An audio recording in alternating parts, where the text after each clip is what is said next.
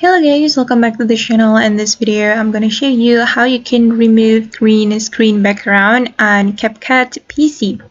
Alright guys, here I have imported my green screen video to the CapCut project, and this is my green screen video, and I'm going to drag this video to the timeline. Okay, and if you want to remove this green screen background, the first thing you have to do is clicking on the video until this option appear on your screen. Then you have to click on CapCut option right here guys. Click on CapCut and just tap on this chroma key.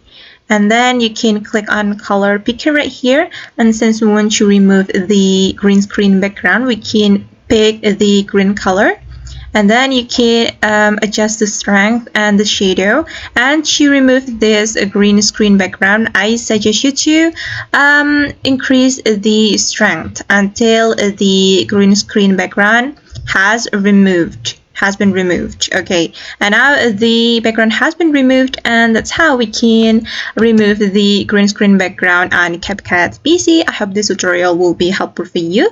Thank you so much for watching, and see you in the next video.